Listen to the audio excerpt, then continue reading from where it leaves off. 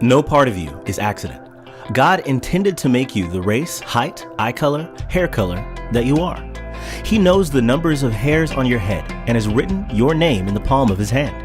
Isaiah 49:16. Without you, the world would be incomplete. You must become fully you so others will become fully them, because we are all connected. It all begins with you embracing who and how God made you.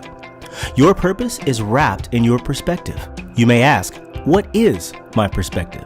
Your perspective is how God made you. Your gender, race, ethnicity, your heritage, your upbringing, your temperament, your you. The psalmist says, you are fearfully and wonderfully made.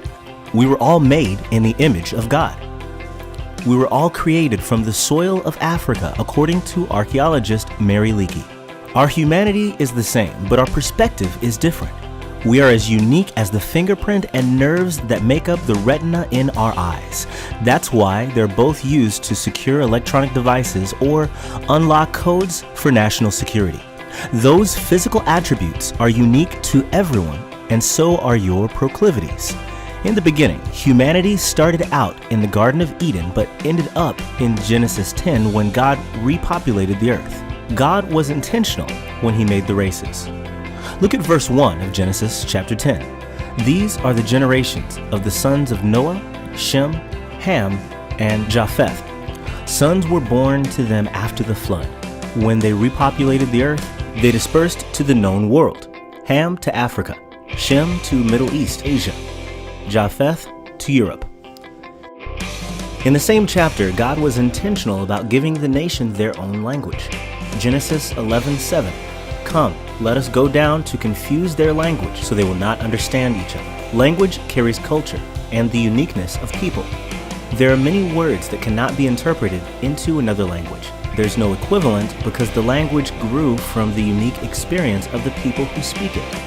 Therefore, the race, culture, and identity is reinforced by the language of that race. When God created the conditions from which the races evolved, all acquired their unique perspective.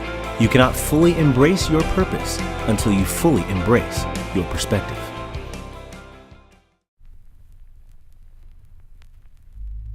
Hear Bishop Dudley's story about how our uniqueness can be life-changing when embraced by ourselves and others.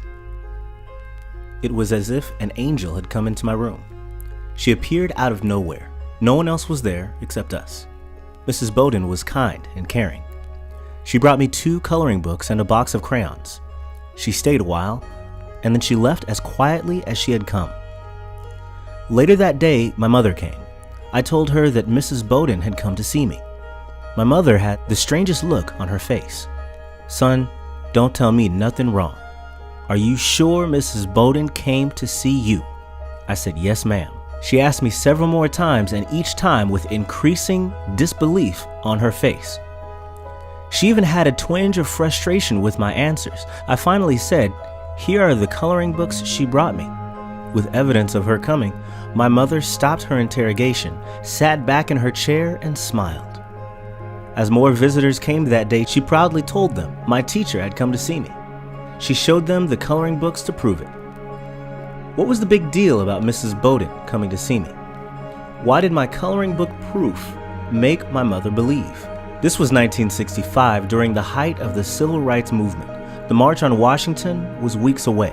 The assassination on John F. Kennedy was still looming in the psyche of America. The Voting Rights Act was about to be signed into law. The ink on the Civil Rights Act of 1964 was not even dry. The 16th Street Baptist Church bombing in Birmingham, killing 3 little black girls while in Sunday school, had just horrified the nation. The Freedom Riders, riding in Greyhound and Trailways buses, were beaten throughout the South. Martin Luther King Jr. had just written from a Birmingham jail. A&T University students were getting hot coffee poured on them at Woolworth lunch counter. The Supreme Court had just ordered James Meredith the admission into University of Mississippi. Malcolm X's assassination had just taken place. Selma March over Pettus Bridge had just gone off the evening news. Moreover, segregated schools, though illegal, was the norm. Mrs. Bowden was white. My mother made us go to an all-white school. A white school teacher coming to see a little black boy was more than my mother and any family could believe. Had I not had the coloring books to prove it, no one would have believed me. Mrs. Bowden was a life changer in every sense of the word. She showed kindness no matter what.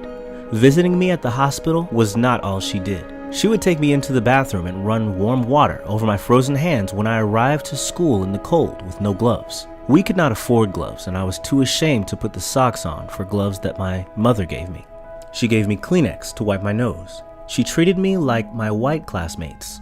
Coming to see me wasn't about my color. It was about giving me what a sick child needed, which was coloring books and kindness. You see, being a life changer, you have to know your perspective is not only what you can do, but who you are. What you do is change lives by showing everyone, irrespective of their race, creed, ethnicity, sexuality, socioeconomic status, or religion, the love of Christ. I never forgot Mrs. Bowden, and it was not until I was an adult that I understood historically that moment in time.